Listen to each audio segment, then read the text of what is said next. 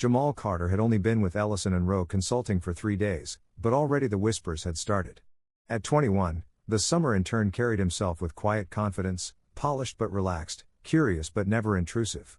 He wore his hair in neat twists, dressed in pressed chinos, polished loafers, and button-downs that sometimes featured bold patterns. Nothing inappropriate.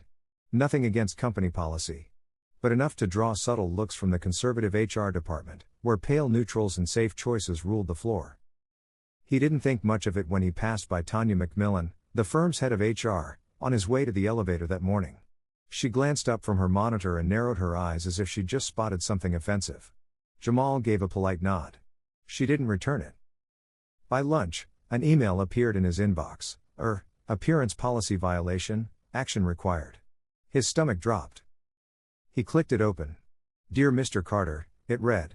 It has come to our attention that your recent appearance does not align with the professional standards outlined in the Employee Conduct Handbook, Section 4.3, Dress Code Expectations. While we appreciate individuality, we must maintain a level of professionalism consistent with our brand. Please report to HR at 3 p.m. to discuss corrective measures. T. McMillan, SVP, Human Resources. He read it twice.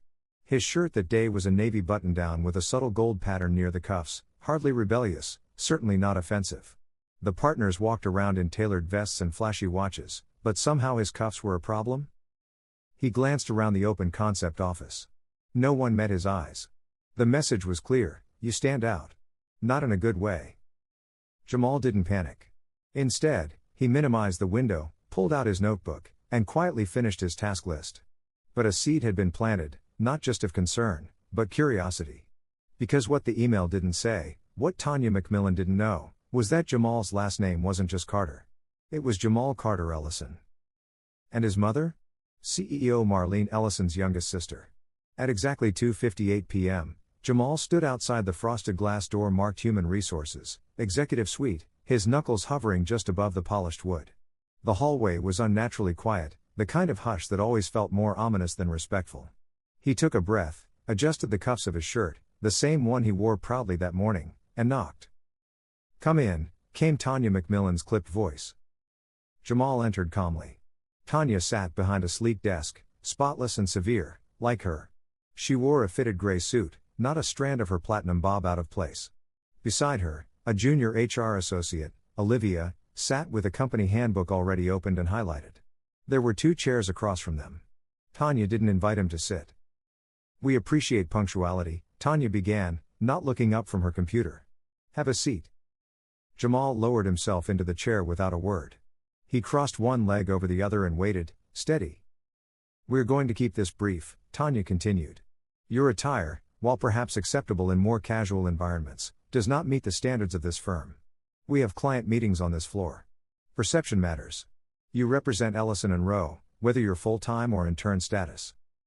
She pushed a printed copy of the handbook across the desk, her finger tapping the highlighted clause. Business professional attire must be maintained during client-facing hours. Patterns and accessories should reflect the conservative tone of the brand. Jamal leaned forward slightly. Can you clarify which part of my attire violated that section? Tanya looked at him as if he were being deliberately obtuse. You've worn printed shirts, suede loafers, and your hairstyle doesn't conform to our professional grooming standards. It's not about a single item, it's about tone. Presentation. There it was. Tone. Presentation. Words often used to say what couldn't be said directly. Jamal didn't flinch. So you're saying my shirt's pattern and my hair are unprofessional? Tanya folded her hands. I'm saying they're inconsistent with our image. He let the words hang for a moment. Olivia shifted awkwardly in her chair. I understand, Jamal said finally. Would you mind if I called my aunt to clarify the policy? Tanya blinked. Excuse me? My aunt. Marlene Ellison. I believe she wrote the handbook. Or at least approved it. I'd love her input on whether my shirt is inconsistent with the image she built. For a second, Tanya said nothing. Her expression didn't change, but her shoulders tensed ever so slightly. Your aunt is Ms. Ellison? Yes, Jamal replied evenly. She's also the one who asked me to intern here this summer, to observe, learn, and help her evaluate how the firm's internal culture aligns with its external values. Olivia's eyes widened. Tanya's face, once smug, now looked like porcelain cracking under heat. "I wasn't aware," she murmured. "That wasn't noted in your file." "I didn't think it needed to be," Jamal said. "I assumed performance mattered more than pedigree." The silence that followed was deafening. Jamal stood. "If there's nothing else, I'd like to return to my desk. I've got a report due by 5. Without waiting for permission, he turned and walked out, leaving the door open behind him. Tanya remained seated, staring at the handbook as if it had betrayed her. And back in the hallway, a quiet smile curled at the corner of Jamal's lips, not smug, but resolute. Because this wasn't over. Not yet. Tanya Macmillan didn't usually sweat. She'd navigated corporate restructurings, terminated senior partners, and even once handled a PR nightmare involving a leaked client memo, all with icy poise. But now, alone in her office, she was very much sweating. She had just tried to discipline the CEO's nephew. Without knowing it. Without even Googling his name. Tanya paced her office, the sound of her kitten heels thudding against the wood like a countdown clock. She grabbed Jamal's personnel file again, a thin manila folder labeled Carter, J, and flipped through the pages. No mention of Ellison.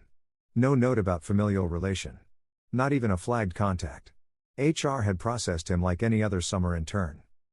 And now she had reprimanded him for his clothes. In writing.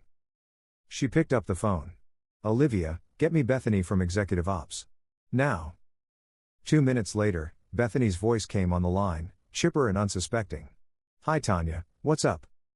"Jamal Carter," Tanya said, skipping pleasantries. "He's interning with strategy this summer." "Is he related to Ms. Ellison?" Bethany hesitated. "He's her nephew. Didn't you know that? I thought everyone." Tanya hung up before she could finish. She slumped into her chair and stared at the monitor. Her reflection in the screen stared back, suddenly less put together. What had she said in the meeting? That his hair was inconsistent? That his shirt's tone didn't match the brand? God. She'd heard the rumors about Marlene Ellison being meticulous and tough, but fair. She also knew Marlene had little tolerance for internal hypocrisy, especially if it undermined the company's public values. And Ellison & Rowe had built its reputation on inclusive branding, diverse hiring, and progressive client portfolios. Their Forward Together initiative had just made headlines in Forbes. And now this. Tanya's mind spun. Should she email an apology? Pull Jamal aside and try to smooth it over? Blame Olivia? No. Too risky. Too late. She opened her inbox, praying for silence. But it was already too late. At the top of her screen sat a new email, marked high priority. Subject, Intern Concern, Carter. From Marlene Ellison. Tanya stared at it, her mouse trembling slightly as she clicked. The email from Marlene was brief, too brief. That was the first bad sign. "Tanya, please come to my office. 4 o'clock sharp. Close the door behind you. M." Tanya reread it a dozen times. No greeting. No subject line fluff. No warmth. Just 4 lines that felt like a summons. And when the CEO of a billion-dollar consulting firm says, "Close the door," you don't ask questions. By 3:58 p.m., Tanya was outside Marlene Ellison's glass-walled corner office on the 38th floor. The views of the skyline were stunning, usually. Today they felt like a silent jury. Inside, Marlene stood with her back turned, staring out the window. Tall, poised, and known for wearing bold colors when the board preferred gray, she looked like someone who carried her own gravity. When Tanya stepped inside and quietly shut the door, Marlene didn't turn around. "You spoke with my nephew today," she said evenly. Tanya straightened. "Yes, I wasn't aware of the connection. His file didn't indicate." "That's not what I'm concerned about," Marlene interrupted, turning slowly. Her voice was calm, but her eyes were sharp. "I'm concerned about what you said to him." "And why?" Tanya opened her mouth, then closed it again. Marlene crossed her arms. "Do you know how many interns we accept each year?" Tanya hesitated. "Around 30 across departments?" 32, Marlene confirmed. "And do you know how many of them we discipline within their first week?" "Very few, I imagine." "None. Until Jamal." Tanya tried to hold her ground. "Ms. Ellison, I followed protocol. We received feedback from staff that his attire was unconventional. I merely..." "Unconventional doesn't mean unprofessional," Marlene snapped, her tone ice cold now. You sent a written warning citing patterns and tone, vague language that's often weaponized to police black expression. Do you see the problem? Tanya swallowed hard. I didn't intend it that way. Intent isn't protection, Marlene replied. This company doesn't get to advertise diversity on our website while quietly undermining it in our hallways. There was a long silence. Then Marlene picked up a file from her desk, Jamal's, and tapped the front cover. You know why I didn't flag him as my nephew? Because I wanted to see how this company treats talent when there's no name attached. When there's no protection. I wanted truth. Tanya's heart was racing now. Please. I've served this company with integrity for over 10 years. And that's exactly why this is disappointing, Marlene said. You've worked hard, Tanya. But this is not just a bad call. It's a revealing one. Tanya felt a chill ripple through her. Are you asking for my resignation? Marlene paused. I'm asking for a full HR review of bias protocols. And I'm putting you on temporary leave while we conduct it. Silence. I'm not firing you, yet, Marlene added. But I want you to sit with this. And think very carefully about what it means to lead people, not just manage them. Tanya stood frozen for a moment, then gave a stiff nod. She turned and walked out, her heels sounding far louder than usual against the marble floors. And in the hallway, Jamal sat quietly with a folder in his lap, watching her leave without a word. The morning after Tanya McMillan's unexpected leave, a quiet ripple moved through Ellison and Rowe's upper floors. There was no memo, no announcement, just an empty office and a nervous HR department running damage control without their anchor. Word traveled, as it always did, something had gone wrong, and it involved the new intern. Jamal arrived at 9 o'clock sharp, as he had every day since starting. He greeted the receptionist by name, rode the elevator without checking his reflection, and stepped into the strategy floor with calm precision.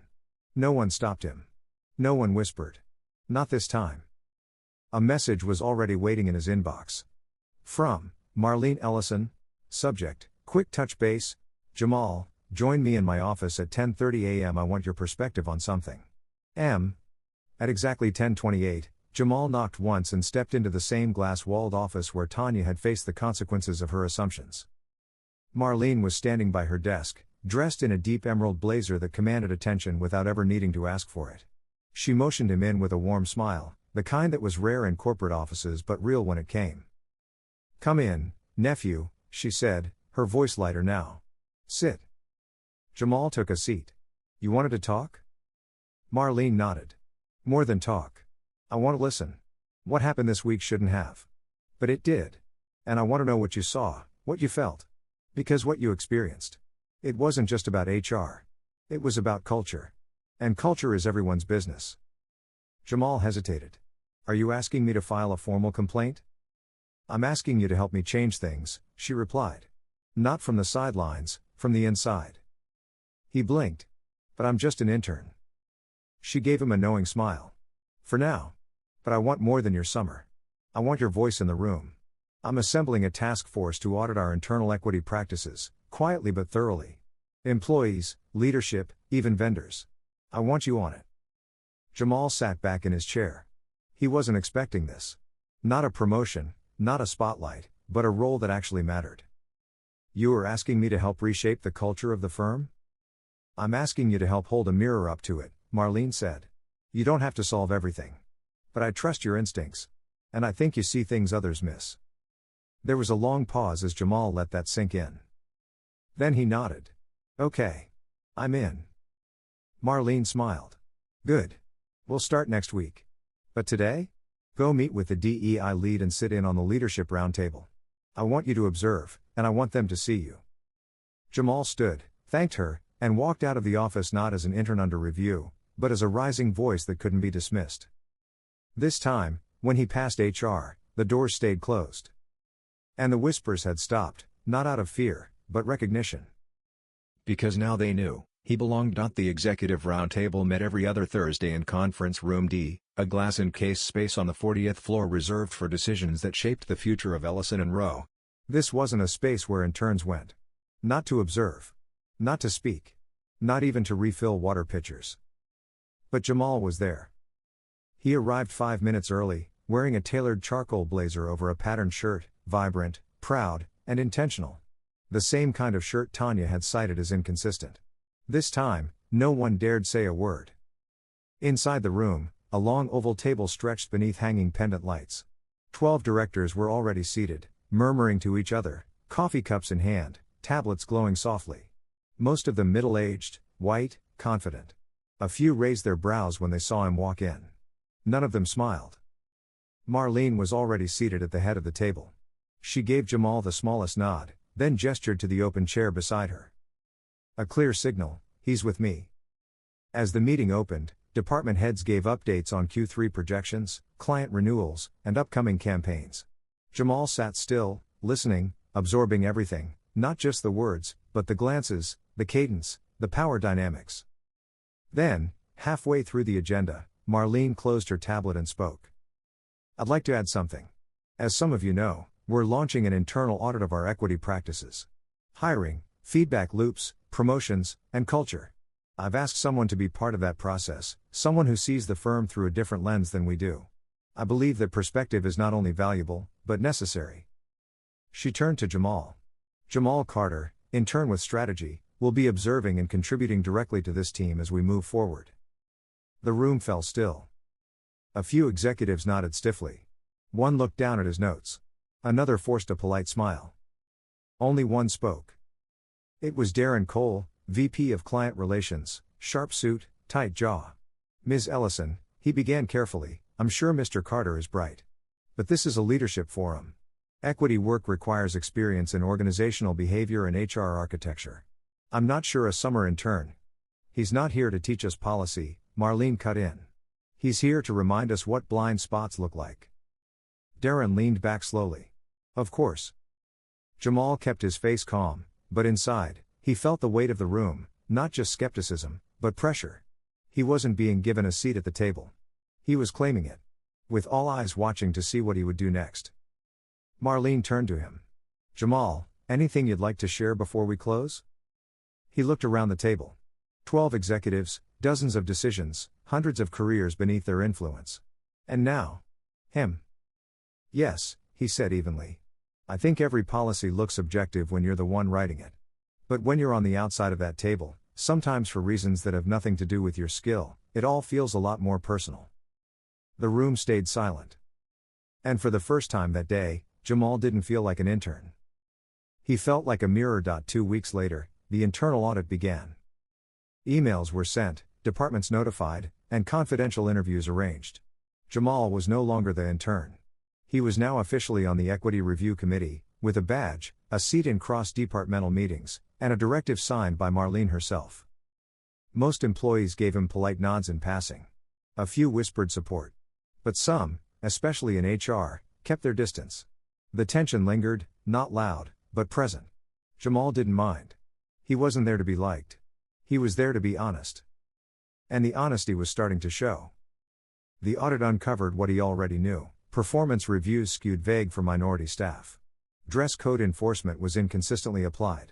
Certain managers had unspoken reputations, ones that never showed up in formal complaints, but echoed through employee exit interviews. The data backed it up. The patterns were real. And Tanya McMillan? She returned from her leave quieter than before. She still wore the same structured blazers, still carried her clipboard like a shield, but something in her had changed. She passed Jamal in the hallway once, slowed, and stopped. Jamal, she said, her voice low. I owe you an apology. He turned to her calmly. Why now? Because I finally read the memo, she said. The one I wrote about you. And I saw myself in it, not the way I want to be remembered, but the way I was. Jamal held her gaze. That's not mine to fix. She nodded. I know. And then she walked on. By the end of the summer, Marlene called a company-wide town hall, something she hadn't done since the firm's last acquisition. Jamal stood quietly near the back of the room, not in a spotlight, but present, grounded. Marlene took the stage. Leadership, she said, is not about perfection. It's about reflection. We hire from all walks of life, but somewhere along the way, we stopped listening to the people we say we value. That ends now. Today, we begin something new. Not just audits. Not just reviews. But accountability. She paused. And that begins with us. She looked toward Jamal.